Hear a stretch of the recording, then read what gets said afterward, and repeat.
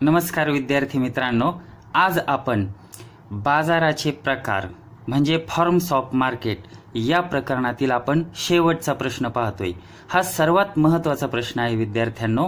हा 4 किंवा 8 गुणांना येईल। दीर्घोत्तरीसाठी हा प्रश्न महत्त्वाचा आहे। प्रश्न आहे, मक्तेदारी युक्त स्पर्धा म्हणजे काय? मक्तेदारी युक्त स्पर्धेची वैशिष्ट्ये स्पष्ट करा। तर विद्यार्थ्यांनो, आपण स्पर्धेनुसार बाजाराचे प्रकार पाहतोय। पहिला प्रकार आपण पूर्ण स्पर्धा पाहिला, त्यानंतर आपण मक्तेदारी बाजार पाहिला, मक्तेदारी बाजारानंतर आपण अल्पाधिकार बाजार पाहिला आणि आता मक्तेदारी युक्त स्पर्धा हा बाजार आपण पाहतोय। प्रश्न समजला? हा प्रश्न तुम्हाला 4 किंवा 8 गुणांना येण्याची शक्यता आहे। शक्यतो 8 मार्कांना दीर्घोत्तरी प्रश्न याच्यावर विचारला जातो। आता थोडीशी आपण प्रस्तावना पाहू। आता पहा विद्यार्थ्यांनो, मक्तेदारी युक्त स्पर्धा याला इंग्रजीत शब्द आहे मोनोपॉलिस्टिक कॉम्पिटिशन। ह्या इथे शब्द आहे विद्यार्थ्यांनो, पहा मोनोपॉलिस्टिक कॉम्पिटिशन म्हणजे काय? मक्तेदारी युक्त स्पर्धा। आता प्रस्तावना पाहू। पहा, पूर्ण स्पर्धा व मक्तेदारी हे बाजाराचे प्रकार प्रत्यक्ष जीवनात कधीही आढळून येत नाही। कोणते बाजाराचे प्रकार प्रत्यक्ष जीवनात आढळून येत नाही? पूर्ण स्पर्धा व मक्तेदारी हे बाजाराचे प्रकार प्रत्यक्ष जीवनात कधीही आढळून येत नाही। त्यामुळे प्रत्यक्ष जीवनात म्हणजे प्रत्यक्ष व्यवहारात आढळून येणारा बाजाराचा प्रकार म्हणजेच मक्तेदारी युक्त स्पर्धा होय। मक्तेदारी युक्त स्पर्धा ही संकल्पना सर्वप्रथम चेंबरलिन यांनी 1933 साली the theory of monopolistic competition या ग्रंथात मांडली। लक्षात आलं विद्यार्थ्यांनो? प्रत्यक्ष व्यवहारात म्हणजे प्रत्यक्ष जीवनात आढळून येणारा प्रकार म्हणजे कोणता? मक्तेदारी युक्त स्पर्धा। मक्तेदारी युक्त स्पर्धा ही संकल्पना कोणी मांडली? सर्वप्रथम चेंबरलिन यांनी मांडली। किती साली मांडली? 1933 साली मांडली। कोणत्या ग्रंथात मांडली? The theory of monopolistic competition या ग्रंथात मांडली। आता मक्तेदारी युक्त स्पर्धेची आपण विद्यार्थ्यांनो व्याख्या पाहूया। पहा, चेंबरलिन या अर्थशास्त्रज्ञाने ही व्याख्या सांगितलेली आहे। ज्या बाजारपेठेत अनेक विक्रेते जवळचा पर्याय असलेल्या परंतु पूर्ण पर्याय नसलेल्या वस्तूंचे उत्पादन व विक्री करतात, त्या बाजारपेठेला मक्तेदारी युक्त स्पर्धा असे म्हणतात। आता विद्यार्थ्यांनो, थोडा अर्थ समजून घ्या। ज्या बाजारपेठेत अनेक विक्रेते, आपण पूर्ण स्पर्धेत पाहिलं होतं ना, असंख्य ग्राहक असंख्य विक्रेते, तर ह्या बाजारपेठेमध्ये अनेक विक्रेते आहेत। असंख्य असा उल्लेख नाही।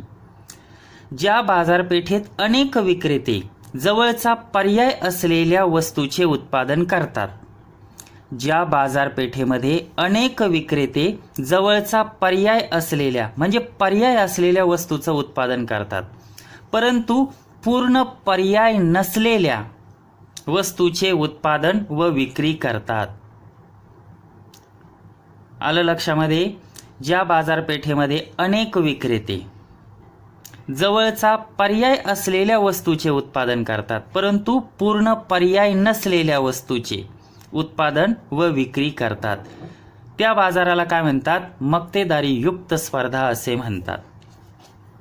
आता विद्यार्थ्यांनो, आपण मक्तेदारी युक्त स्पर्धेची आपण वैशिष्ट्ये पाहूया। पहिलं वैशिष्ट्य आहे अनेक विक्रेते।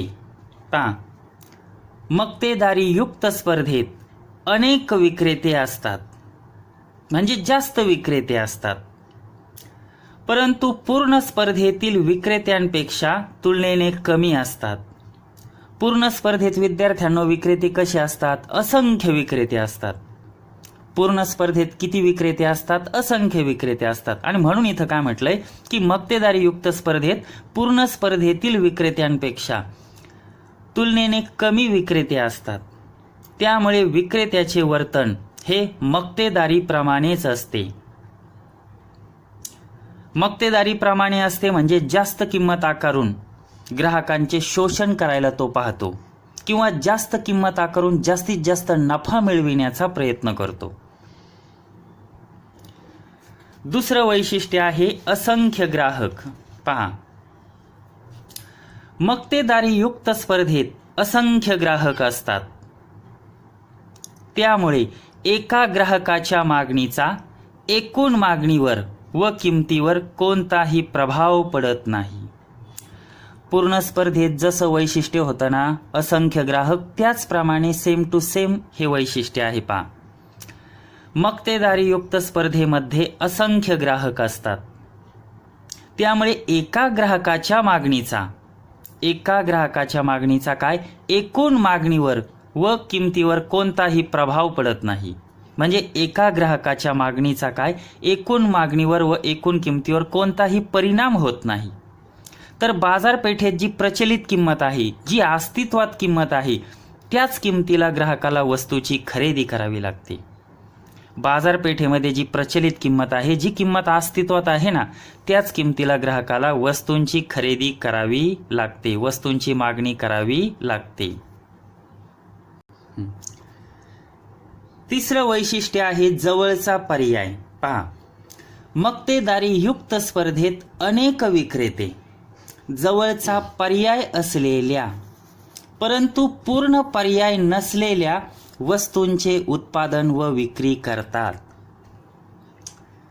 पुन्हा एकदा ऐका, मक्तेदारीयुक्त स्पर्धेमध्ये अनेक विक्रेते काय करतात? जवळचा पर्याय असलेल्या वस्तूचे उत्पादन करतात, परंतु पूर्ण पर्याय नसलेल्या वस्तूंचे उत्पादन व विक्री करतात. थोडक्यात मक्तेदारीयुक्त स्पर्धेत वस्तूंना अगदी जवळचा पर्याय उपलब्ध असतात. उदाहरणार्थ, वेगवेगळ्या कंपन्यांचे साबण, तुम्ही वेगवेगळ्या कंपन्यांचे साबण एकमेकांना पर्याय आहेत. साबणांची नावं तुम्हाला आठवतच असतील ना.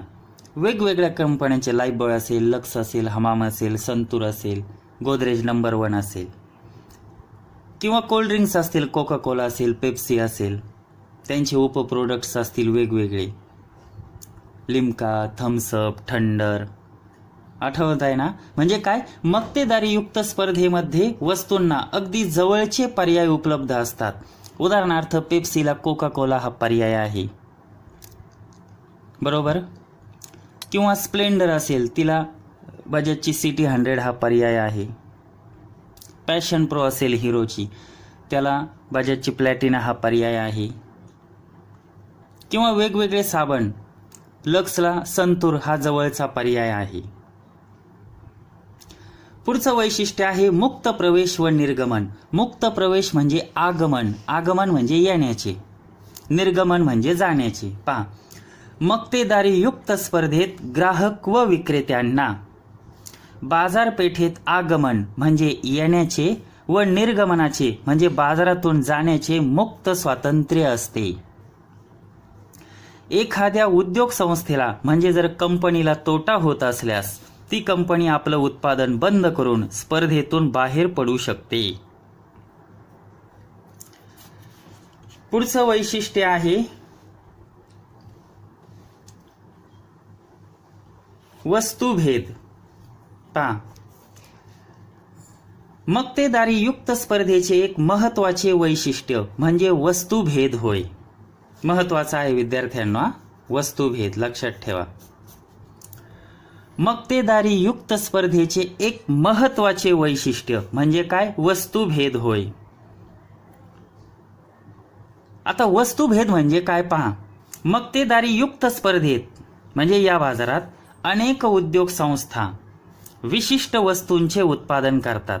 याचा अर्थ मक्तेदारीयुक्त स्पर्धेत अनेक कंपन्या विशिष्ट वस्तूंचं उत्पादन करतात आणि प्रत्येक उद्योग संस्था म्हणजे कंपनी काय करते, दुसऱ्या कंपनींपेक्षा, दुसऱ्या उद्योग संस्थेपेक्षा वेगळं उत्पादन करतात. यालाच म्हणतात वस्तुभेद. पुन्हा एकदा पहा, वस्तुभेद याचा अर्थ काय होतो सोप्या भाषेत? या बाजारात म्हणजे मक्तेदारी युक्त स्पर्धेमध्ये अनेक उद्योग संस्था म्हणजे कंपन्या विशिष्ट वस्तूंचे उत्पादन करतात, परंतु प्रत्येक उद्योग संस्था म्हणजे प्रत्येक कंपनी दुसऱ्या उद्योग संस्थेपेक्षा म्हणजे दुसऱ्या कंपनीपेक्षा वेगळे उत्पादन करतात. म्हणजे आपली वस्तू ही इतरांपेक्षा वेगळी आहे, श्रेष्ठ आहे, चांगली आहे असं दाखवण्याचा प्रयत्न करतात. याला म्हणतात वस्तुभेद किंवा वस्तुविभेदन. वस्तुभेद म्हणजे वस्तुविभेदन. माझी वस्तू इतर कंपन्यांपेक्षा वेगळी आहे हे दाखवण्याचा प्रयत्न करतात. मक्तेदारीयुक्त स्पर्धेमध्ये प्रत्येक उद्योग संस्था, प्रत्येक कंपनी काय करते? वस्तूचा रंग, रूप, आकार, चव, वेस्टर्न म्हणजे त्याचं कव्हर, आवरण, ब्रँड, व्यापारी चिन्हे इत्यादीद्वारे वस्तुभेद निर्माण करतात. मक्तेदारीयुक्त स्पर्धेमध्ये प्रत्येक कंपनी काय करते?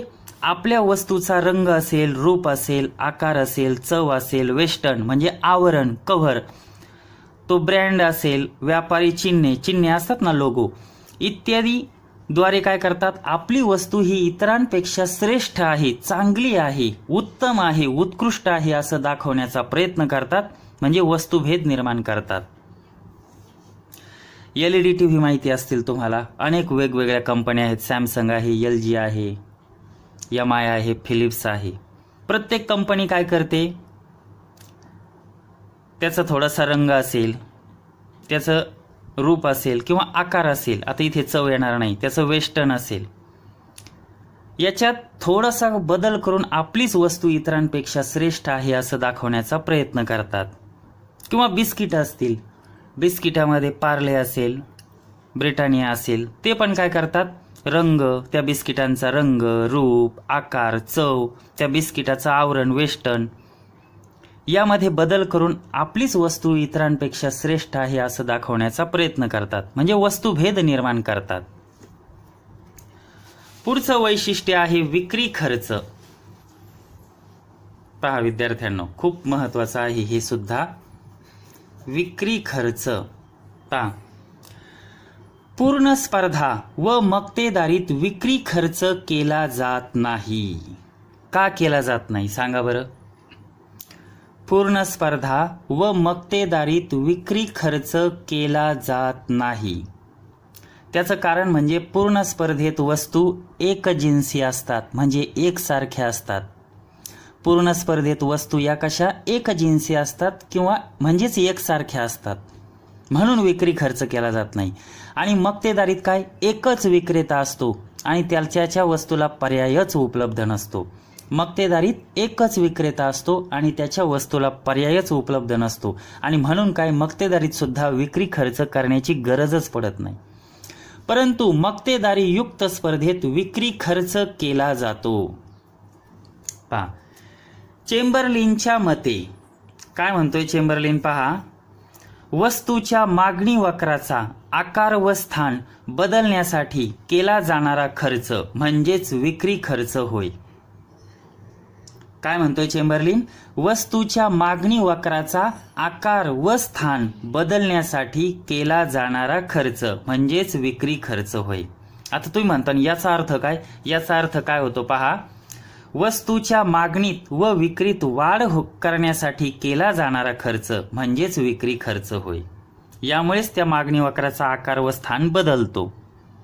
ही सोपी व्याख्या आहे. समजलं काय? वस्तूच्या मागणीत व विक्रीत वाढ करण्यासाठी केला जाणारा खर्च म्हणजेच विक्री खर्च होय. उदाहरणार्थ काय? जाहिरात करणे. दूरदर्शनवर वेगवेगळ्या कंपन्यांच्या वेगवेगळ्या वस्तू व सेवांच्या जाहिराती लागतात. कशासाठी? वस्तूच्या विक्रीत वाढ होण्यासाठी. त्याला म्हणतो आपण विक्री खर्च.